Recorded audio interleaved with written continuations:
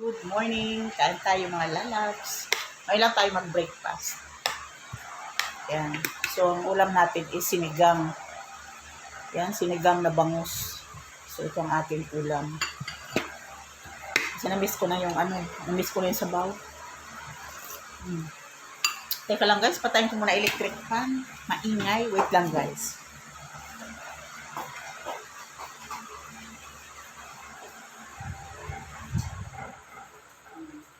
Maka-estorbo na naman to sa akin.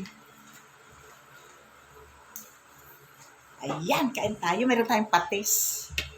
Uy, meron tayong patis. Di ko nalagyan ng sili. Ayan. Happy Monday. Siyempre, magkakamita. Kamayin ko na to eh. Kamayin ko na kasi ako lang naman ang kakain yan. Actually, marami akong sinigang na bangus. Hanggang hapon ko na yun. So, minus trabaho. So, meron tayo ditong adobo.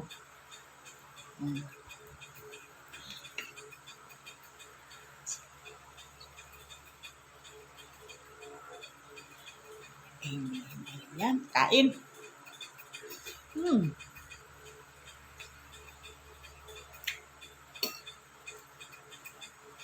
Pag sinigang talaga. Hindi ako mahilig sa mga tuyo na ulam.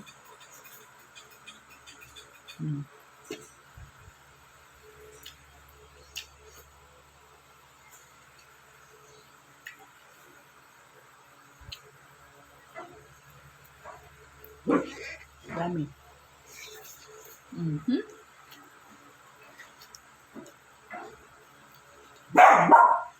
Benny! Ano ba? Iingay si Benny.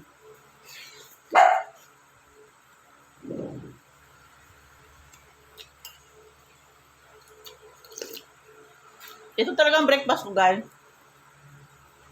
Kanin.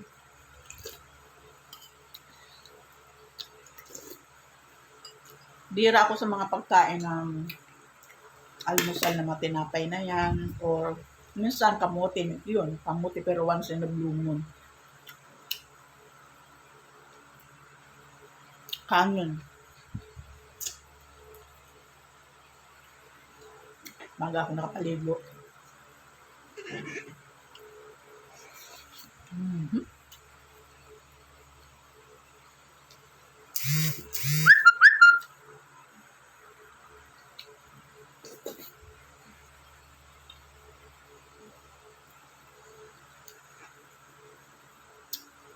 Mga ilang araw ba, wala karne.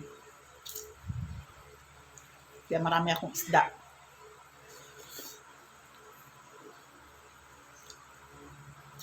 Marami akong stock na isda.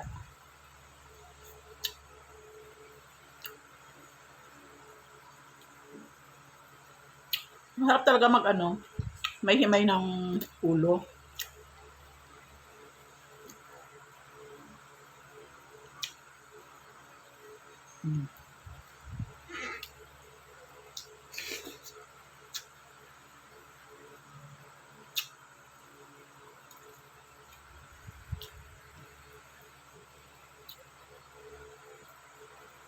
Yummy. Nilagay ko sa sinigang is pechay at saka talong. As usual, ang pang-asin ko is kalamansi. Masarap kasi pag kalamansi.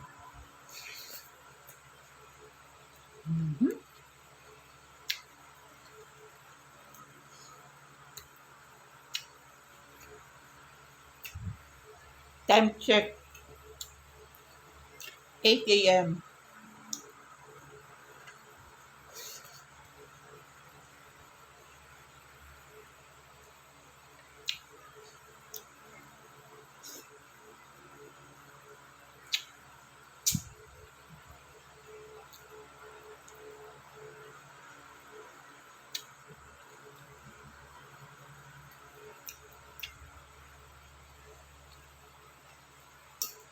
Fairness, masarap yung rice. Pero rice ko, konti lang talaga. Di bali, mas marami akong makain gulay.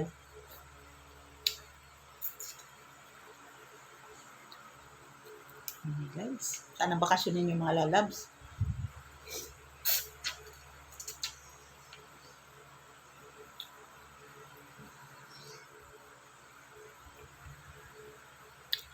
Ayun akong Holy Week, hindi yata magbabakasyon.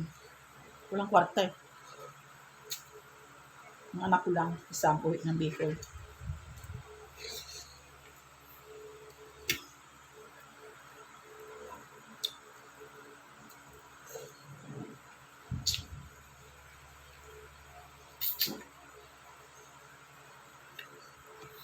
Igot tayo sa bahay. Sarap ng kalamansi, guys. Try nyo sinigang kalamansi. Sarap.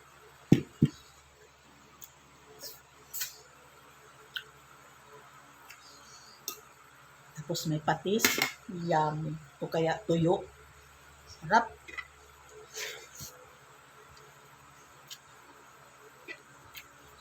Yummy.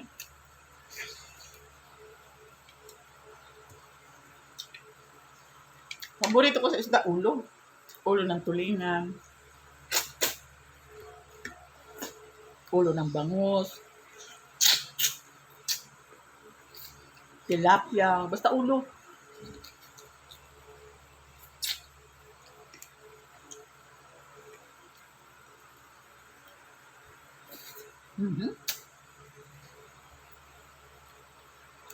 Yan yan. Sold.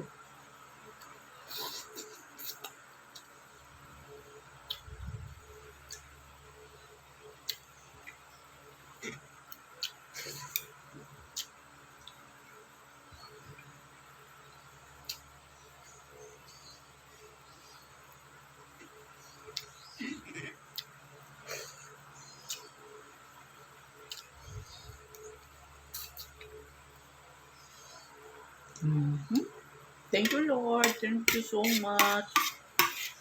Sarap.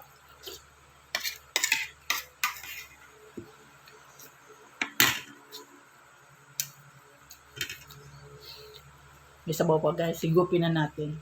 Sagarin na natin. Thank you, guys. Thank you for watching. Ayan.